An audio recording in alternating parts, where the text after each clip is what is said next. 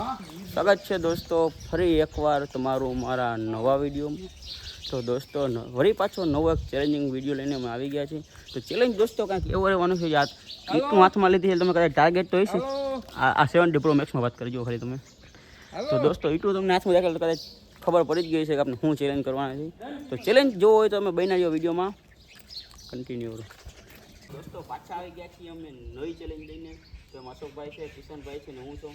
તો દોસ્તો ચેલેન્જ કેવી રહેવાની છે કે ઈટનું હાથમાં ઉપાડીને જાજીવા રાખી શકશે ને એ ચેલેન્જ જીતી જશે અને હારશે એને આપણે કંઈક પનિશમેન્ટ દેશે. તમે છેલ્લે કહેશે પનિશમેન્ટ પૂરી દેશે, બરાબર છે?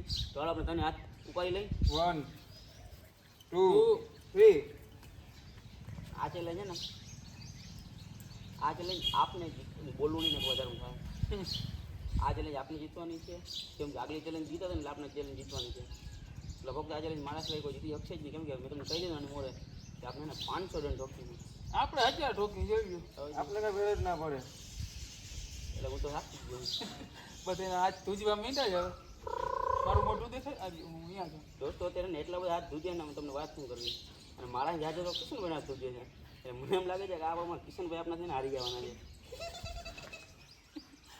કિશનભાઈનો હાથ થોડો નીચે જાય છે ભાઈ. કેમેરામેન ઝૂમ કરીને દેખાડો તમે યાર. આટલો બધો યાર નીચે જઈને પાછું ઉપર લેવું ના હાલે. તો તમે દોસ્તો જોઈ લીધું કે હે ને મને ખબર છે કેમ કે આ ચેલેન્જ આપણે જીતવાના છે. કિશનભાઈ નહીં જીતી શકે અને હવે લગભગ આપણે હાથ લગભગ ધીરે ધીરે મહિનો ચાલુ થાવ કાંઈ વાંધો નહીં. આપણે જીતવાનું છે 500 રન ઠોકી છે. એમને 500 રન રોકાતા નથી. હારી જાય બે હારી જાવ આ ચેલેન્જ આપણે જીતવાનું આમ તો કદાચ મિલાઈ જાય ઉપાધિ નથી કાંઈ. કેમ કે પડી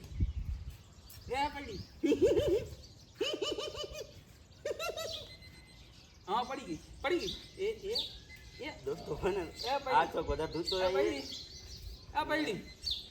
પડી તમને અશોકભાઈ તો વાત નીચે જાય તમને તમને કેમેરામેન ઝૂમ કરીને દેખાજો. અશોકભાઈનો હાથ જો નીચે જાય છે. અશોકભાઈનો હાથ કેમેરામેન તમને દેખાય છે કે નહીં? ઝૂમ કરીને દેખાડો ભાઈ કેમેરામેન તમે યાર. આટલું બધું ઓલું નહીં હાલે યાર.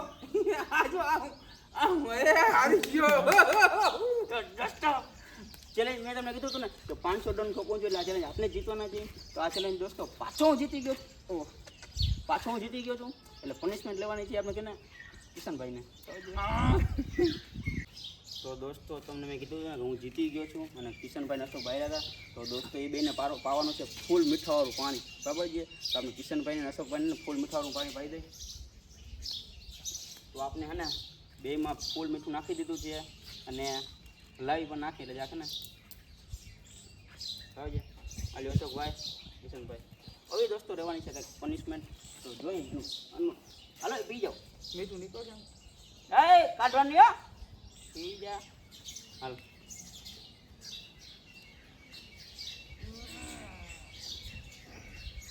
તો દોસ્તો આપણે ચેલેન્જ જીતા હતા ને આપણે પૂછ્યું અશોકભાઈને કે તમને મીઠાવાળું પાણી પીવાથી કેવું ફીલ આવે છે.